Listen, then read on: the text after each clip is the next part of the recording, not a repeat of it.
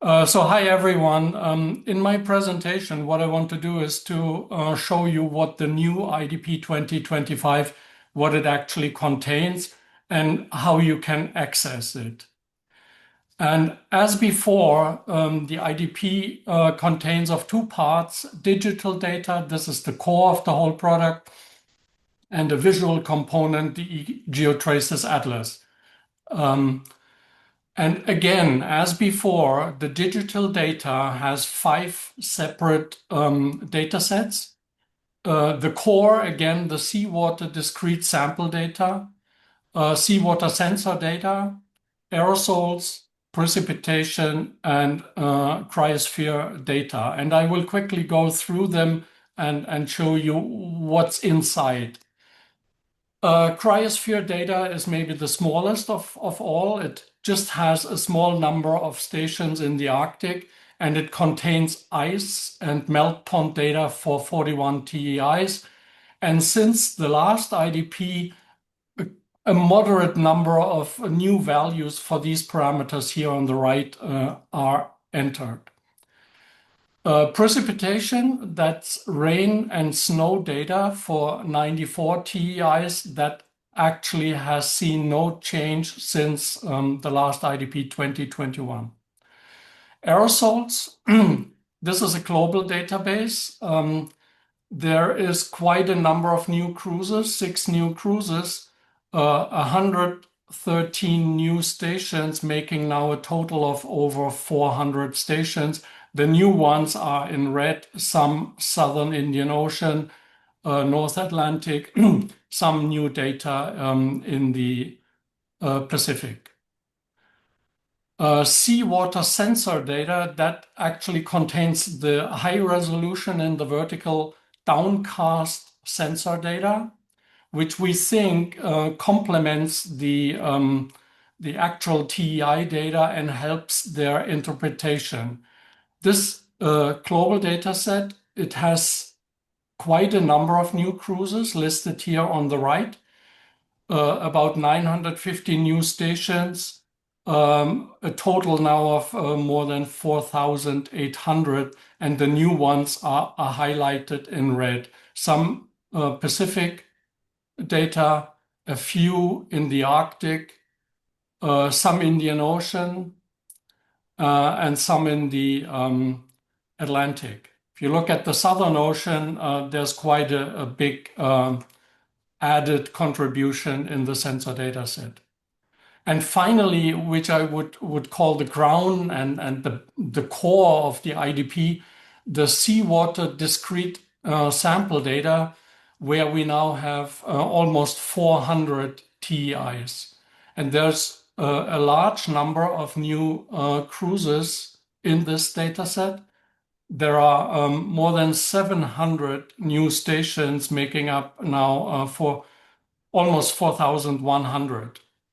And the new stations, again, quite a large number of new stations in the Pacific, a few in the Arctic, southwestern Indian Ocean, and Atlantic data in the Southern Ocean, but also process study data in the North Atlantic. In addition to the completely new stations from the new cruises, more TEI data have been added to existing stations, basically in all basins. And this table, which you are not expected to read in detail, but it has a sorted list of parameters with the number of values added since the last IDP here in green on the right. And you see quite prominently dissolved iron with more than 7,000 new data values, now making it up to 23,000, almost 500 values altogether.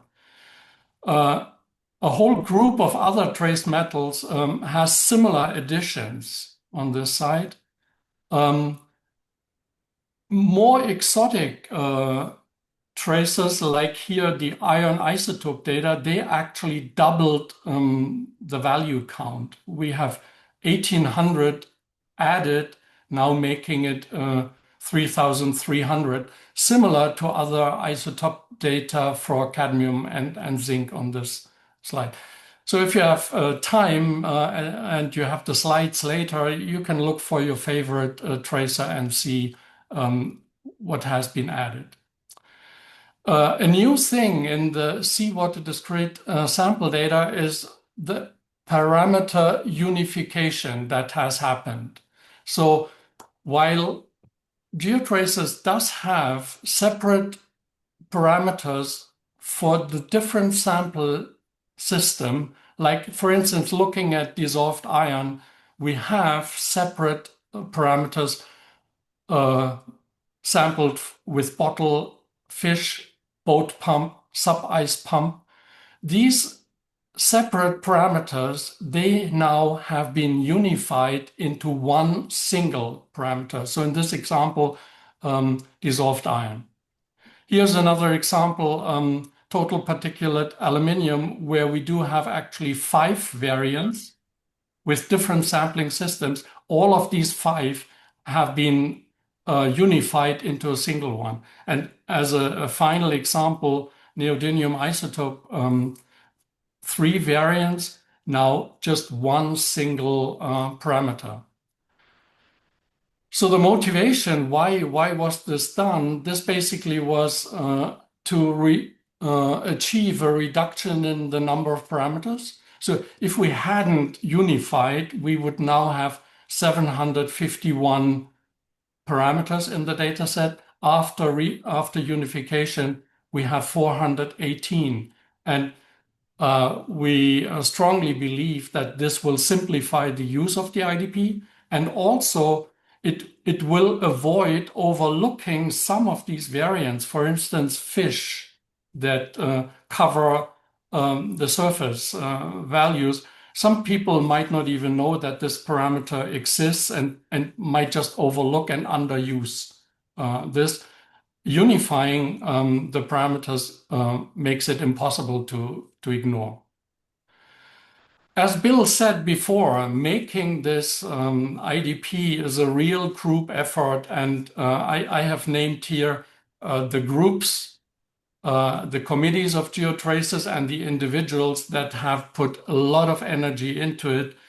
I would specifically also add the GDAC, the GeoTraces Data Assembly Center, the development teams for DOR and WebODV.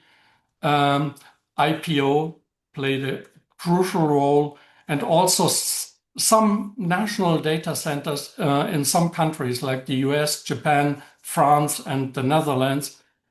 And finally, I also want to acknowledge the continued support, financial support from the US National Science Foundation that we have received through SCORE. Without this work from all the individuals and without the financial support, all this would not have been possible.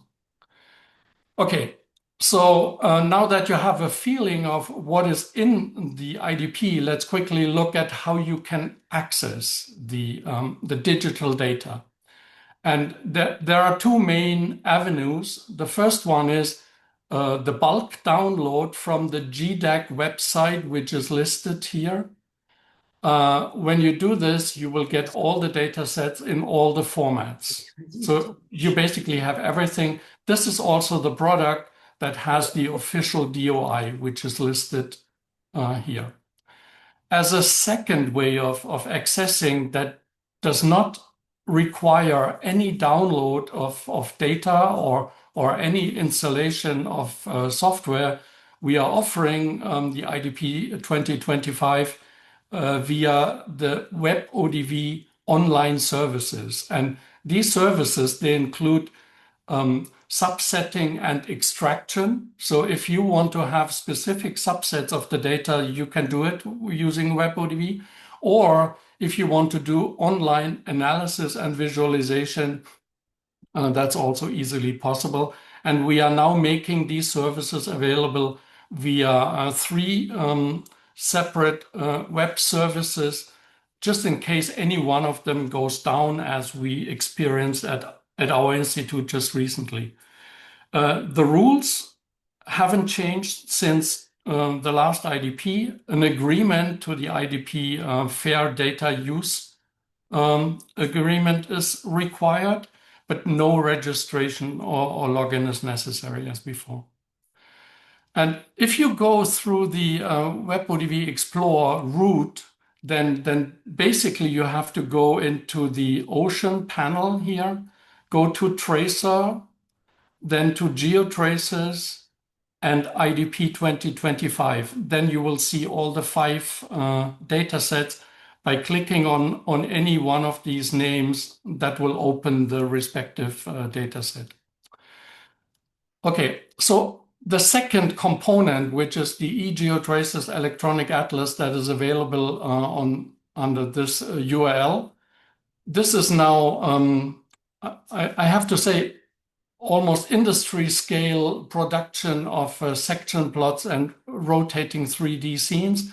The new version has more than 2,500 section plots, and it has more than 500 rotating 3D scenes. And in the remaining few minutes, I want to do a live demo that shows you some general operation, but also some new features of eGeoTraces. And I'm hoping that you now see the eGeoTraces front page confirmation. Yes. So the first step, you select your favorite parameters in 2 steps. First, the group. And for demonstration purposes, I will do dissolved trace element isotopes. Then in the second group, you have the list of available parameters under this group heading. So for instance, we could use the iron isotopes. Once you have chosen a group and a particular tracer, then the map will show in red all the sections that have a plot for this parameter, and in blue, the that have a rotating 3D image. So for instance, the iron isotope has quite some coverage. If we go to zinc, we will see it's fewer lines. And just for demonstration purposes, I want to focus on this GP19 meridional section South Pacific. You click on this red label, and that will give you the distribution of that selected parameter. So here, zinc isotope along this section in the South Pacific. The footer here at the bottom of the page has important information. That's what I want to concentrate. First of all,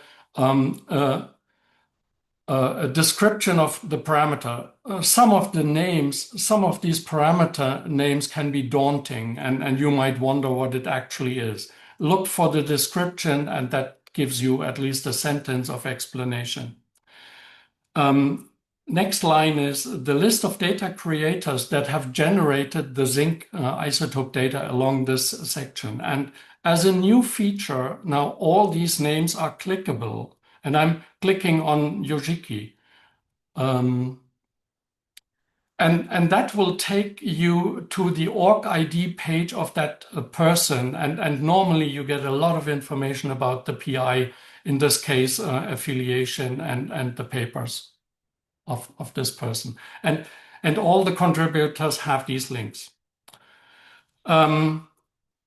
The second thing I want to emphasize again is that we have links to the publications for this tracer. So if you want to see what recent publications have been, or what publications exist regarding these data, then you click on this link, and that will take us to the publication database at the IPO in Toulouse.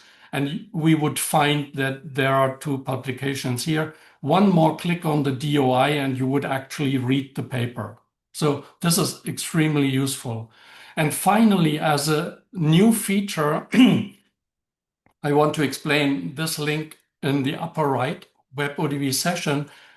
Imagine you are curious about this parameter, you understand something and you have hypothesis and you want to play with this and you want to go beyond the static image that is shown here, then click this link and this will take you to a live data session in WebODV with this parameter. And you could start zooming, you could change palette, you could change the parameters on these axes, just following your inspiration and ideas and hypothesis testing. And let me go back. And finally, as a last thing that always has been available, if you are interested to see a different tracer along this section, you go into this line here, for instance, iron. And if then you want to see the 3D animated image, then you go to the final line down there and you would see the new dissolved iron rotating zine in the Pacific that has the Chinese new data in it, but it also has some other process study and compliant data new since the IDP 2021. And this is basically all that I want to say. In summary, IDP 2025, I think, is an incredibly rich resource. We have tried to make access really simple and create different avenues for access